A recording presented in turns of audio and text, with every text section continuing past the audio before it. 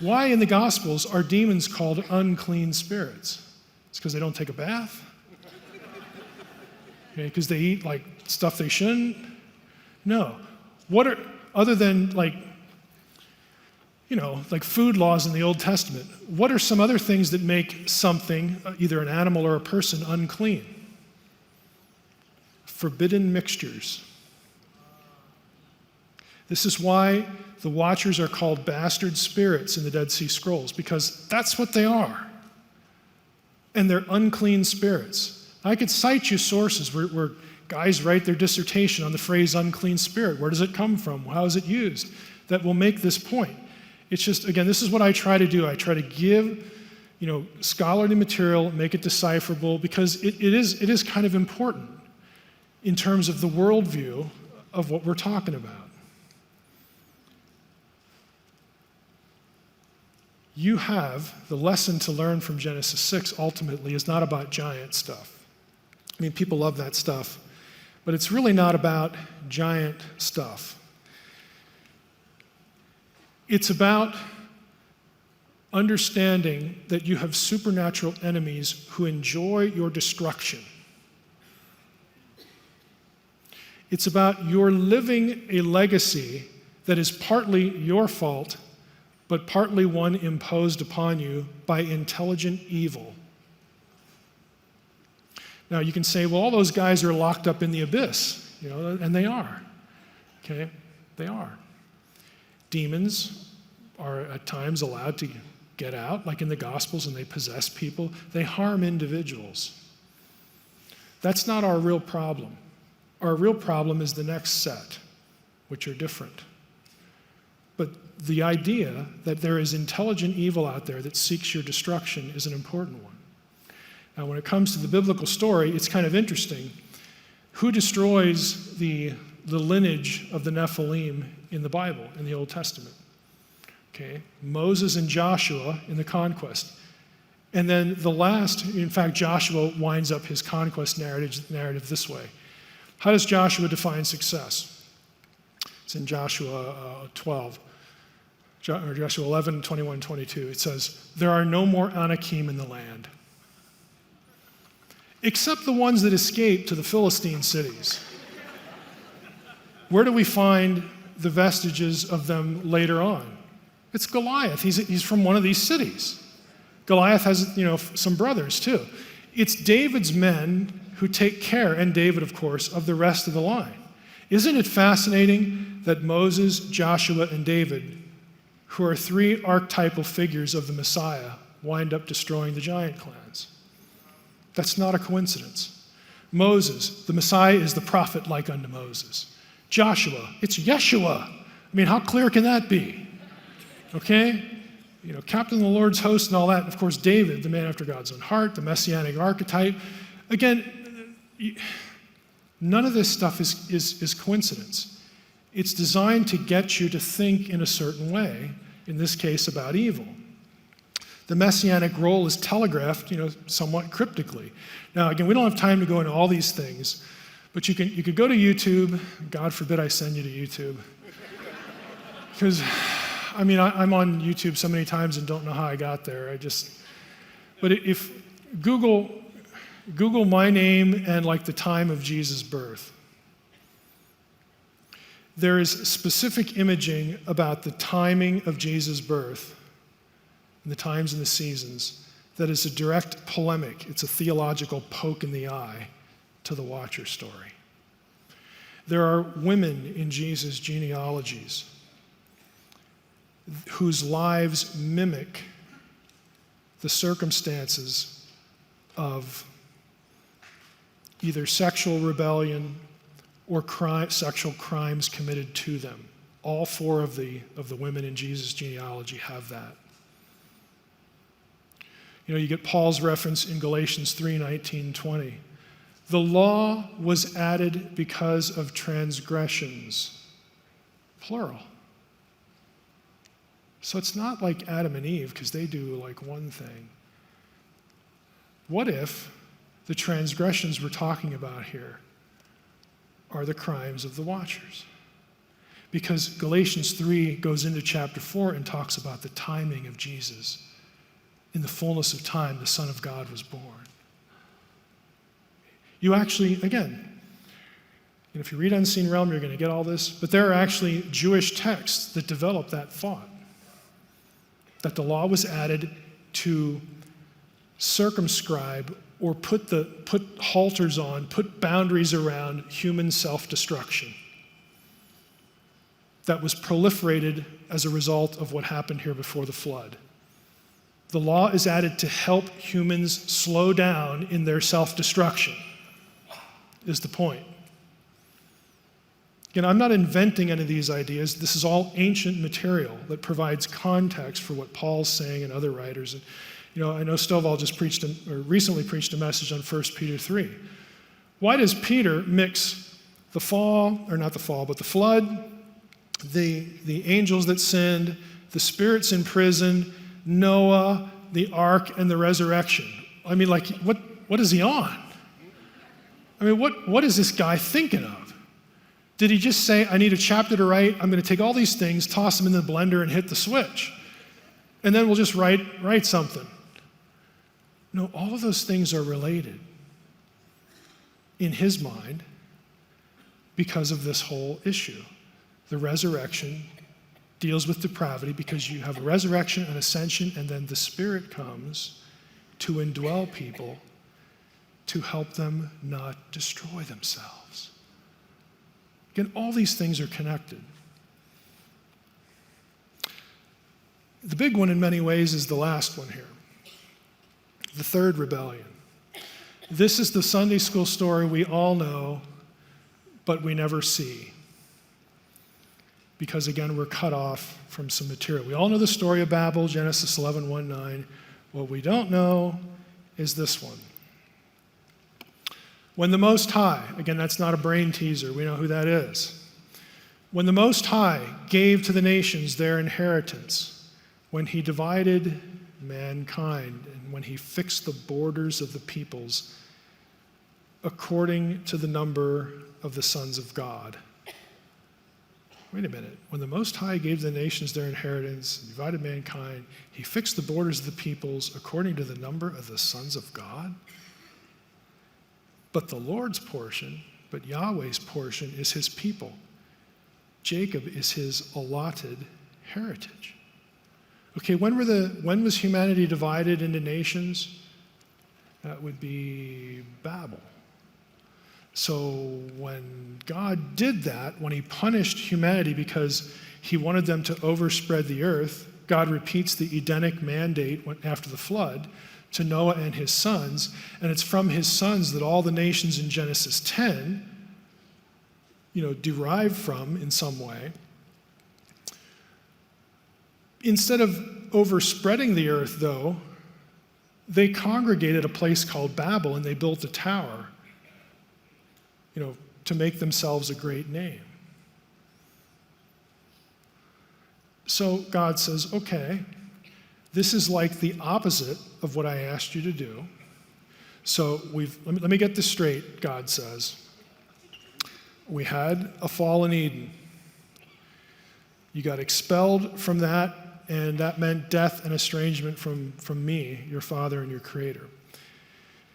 Then we unfortunately had another supernatural rebellion to deal with, Genesis 6:1-4. The result of that was the proliferation of evil and wickedness and depravity among the human population that was so great that I looked down and I saw that every inclination of the human heart was only evil continually. That's Genesis 6:5. So I sent a flood, but we saved a remnant out of the flood. And I gave them 120 years to repent, but basically nobody did. But now, when you guys get out of the ark and you have kids, I show up and I repeat the Edenic mandate because there is no plan B. We're sticking with plan A here. I want a family. I want you and my family. I want to return to earth, and I want the earth to become Eden. But it has to start right here. Okay, you got to start with the original job. You've got to be loyal to me. Obey. You're not going to earn your salvation. if you believe that I am the Most High, that I am your creator, I am your Father, you believe that I want the things that you want, I want to give them to you. If you believe that I am who I say I am, let's get with the plan here. Be my partner. Be my child, be my partner. And so what does humanity do? Now, we'd like to build a tower. Because if we build a tower, then we're going to become famous. So it's a little more than that, because everybody agrees, biblical scholars agree, that the tower they built was a ziggurat. If you know a little bit about ziggurats, it helps. Ziggurats were part of temple complexes in ancient Mesopotamia. You built a ziggurat to connect heaven and earth, and you would meet at that place to offer sacrifice and barter with the god or the gods. A ziggurat, part of a temple complex, was something you built to bring the deity to you. God's like, that's really not the idea. Okay, I don't come at your beck and call. Okay, the God of Israel will not be tamed. This is what the thinking was about building, these temple complexes. And God says, okay, here we are again.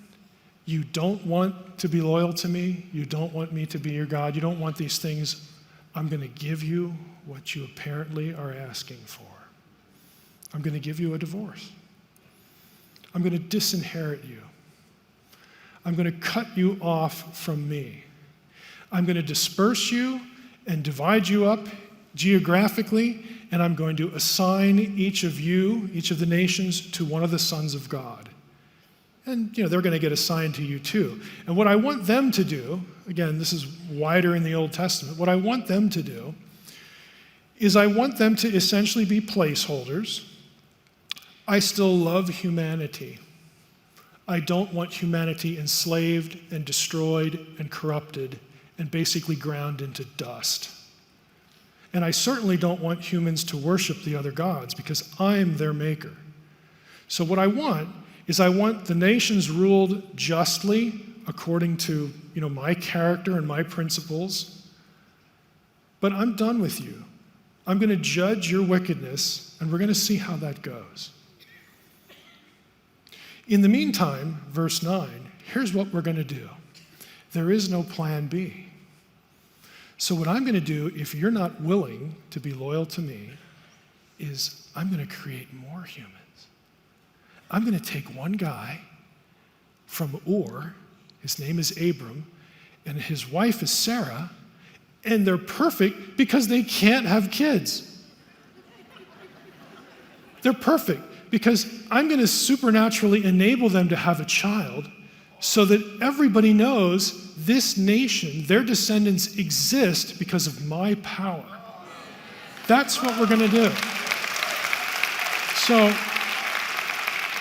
this is what he does. What happens in the biblical storyline right after Babel? Genesis 12, what is it? It's the covenant with Abram. So God is still interested in the nations, because when he makes a covenant with Abram and he promises him a seed, he says, it's going to be through your seed that all of the nations of the earth will be blessed. And Paul later on picks up on this idea, and he talks about, the seed was actually like one seed. It was Jesus, and of course he goes all the way back through Abraham, and the genealogies and all that stuff. And it's going to be the Messiah who is going to reunite the earth, reunite the nations. This is the plan. So God abandons them. Now what this leads to, if you want good bedtime reading, you can read my article about Deuteronomy 32:8. No, most of your Bibles will say sons of Israel. He divided them up according to the number of the sons of Israel, or the children of Israel. The Dead Sea Scrolls say sons of God. Here I made you a nice little picture of the Dead Sea Scroll. If you read Hebrew, it's B'nai Elohim, sons of God. And I talk about this scroll in that article. But you don't need to be a textual critic. Think about the story. The nations are divided at Babel, and they're divided up according to the sons of Israel. Israel didn't exist yet. They're only going to exist after Babel. So it makes no sense to divide the nations up according to the number of the sons of Israel, because Israel, what's that? They don't even exist. Again, the correct reading is sons of God, like the Dead Sea Scrolls have. It's the oldest text we have, and so we should go with it. ESV goes with it, NLT, NRSV. I mean, some of your mainline translations have incorporated the Dead Sea Scrolls into that passage, and they should, because it makes a lot of sense. Now, ultimately, what happens here, let's go back to Psalm 82. Israel, the plan is that God has abandoned the nations, and Israel is supposed to be his family, and his family is supposed to be, think of how Israel's described in the Old Testament, a kingdom of priests. There's one. What do priests do? They're mediators between God and men. Yeah, sure. Don't lose your thought. Okay. Just because so many people don't know, I want them to understand. When you're saying in the Dead Sea Scrolls, you're talking about the biblical text. The biblical text. When he says Dead Sea Scrolls, he's talking about the Bible that was found in the Dead Sea Scrolls. That is the oldest text that we have. This is Deuteronomy 32, preserved in one of the Dead Sea Scrolls. And that's a good point. The Dead Sea Scrolls, two categories, biblical and non-biblical. Biblical scrolls are copies of the Hebrew Bible. Non-biblical stuff is stuff that's not the Hebrew Bible. So it's real easy to remember. But if you go to Psalm 82, again, Israel was supposed to be the mediator between God, the true God, and all these other nations. See, what happens at Babel is the Old Testament explanation for why the other nations have other gods, where pantheons come from. Because the sons of God who are given charge over the nations don't do a good job. Here's what they do. We read it earlier today in Psalm 82. God is judging the gods in his council. How long will you judge unjustly? Show partiality to the wicked. Give justice to the weak and the fatherless. Maintain the right of the afflicted and the destitute. Rescue the weak and needy. I mean, you're not doing all this stuff. And the result is, look at what's in, your people have neither knowledge or understanding. They walk about in darkness. The whole foundations of the earth are shaken. Okay, what I wanted was for you to rule justly, because I still love humanity, and I want to use my new people, Israel, to be a conduit of truth to them, from me to them, and bring them back into the family. But what you're doing is resulting in chaos throughout the whole earth. The psalm ends with the psalmist saying, "Arise, O God, judge the earth, for you shall inherit all the nations." The psalmist wants this to end. He wants the chaos of the nations taken care of. The reason I have this highlighted, again, we can't go into this either, but if you know what the Septuagint is, it's the Greek translation of the Hebrew Bible. The word here for arise in the Greek translation of the Hebrew Bible is the word for resurrection. And it happens 3 or 4 times where the resurrection is associated with the reclaiming of the nations. This is just one of several passages. And Paul knows this. He knows it really well. Because 5 or 6 times, Paul, when he talks about the resurrection, he doesn't talk about being his ideal weight. He doesn't talk about getting his hair back, getting better eyesight. As soon as he thinks of the resurrection, he thinks about the conquest of the rulers, the powers, the principalities. He does it half a dozen different places. He thinks of one and goes to the other. Now, again, this is the way it was supposed to work, but it doesn't work this way. And what this is the root, and we'll cover this in the last 5 minutes here. This whole idea of God scattering the nations, assigning them to other gods, and those gods become corrupt. They destroy their nations. They turn the hearts of their people to worship them. They turn the hearts of people to idolatry. It's a mess. It's the Old Testament explanation for after the flood, everybody knew who the true God was. After Babel, things just really go downhill. Okay? It turns into the system that we sort of know about the ancient world. You could go to Plato and find the same worldview. You can go to Greco-Roman writers. The pagan world believed the same thing, that they worship the gods they do and their neighbors worship some other god because that's how the Most High wanted it. You'll actually find that in non-biblical pagan texts. Again, when Paul goes to a pagan city, he knows that they share the same worldview, and it's a platform for the gospel. But before we get there, that's going to be the subject of the next session. This is the foundation for what we call spiritual warfare and cosmic geography. Daniel 10, the prince of Persia, prince of Greece. Where do we get this idea of supernatural princes over nations? Deuteronomy 32. The Babel story. That's where it begins. 1 Samuel 5, this is one of my favorites because it's one of the most obscure, but it's funny. Remember the story when the Philistines go to war with the Israelites and they capture the Ark of the Covenant? Okay, so what do? They take the Ark of the Covenant back to the temple of Dagon, all right, and they set it up in the temple of Dagon. And again, this is a familiar Sunday school story that we like to tell kids, again, because it's funny. I'll have to let me just flip over and go to 1 Samuel 5, because there's a line in it that we all miss. So they take the Ark over to Dagon's temple. Might help if I put the chapter in.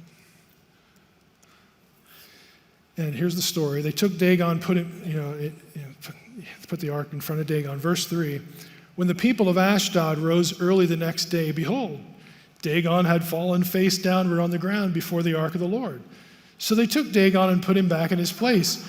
But when they rose early the next morning, behold, Dagon had fallen down, face down on the ground before the ark of the Lord. And this time, if I can find my mouse here, the head of Dagon and both his hands were lying cut off on the threshold. Only the trunk of Dagon was left to him. Now, that's the story we tell. Because it's funny, Dagon is reduced to a stump. And granted, okay, it's comical. But we miss the next verse. This is why the priests of Dagon and all who enter the house of Dagon do not tread on the threshold of Dagon in Ashdod to this day. Where they found Dagon defeated, they don't walk on it, because now that ground is under dominion of Yahweh. In other words, can you imagine? I mean, this must have been like some pirouette, because you got to go into Dagon's house to do stuff. And so we just got to kind of step around that, cordon it off or whatever, because they're not taking any chances. They're not taking any chances. It is now ground that belongs to Yahweh. See, the nations around Israel are under dominion of fallen gods. Israel is Yahweh's portion. And Yahweh, when he does things like this and conquers their deities, they get it. 1 Samuel 26, when David gets driven out of Judah, if we click through that, he has this lament, and he's basically shedding tears over, well, good grief, I have to leave Judah, and I got to go pretend I'm a crazy man over in Philistine territory, because Saul hates me, they hate me, how am I going to stay alive? And he laments that, how can I worship the Lord? How can I pray? Because I'm no longer in Judah. It's not a denial of God's omnipresence. That's the way a modern would think about it. He's thinking, for me to be rightly related to God, I have to be in his land. I have to be in his space, sacred space. 2 Kings 5, probably my favorite example. This is Naaman the leper. Again, how many times have we heard this in Sunday school?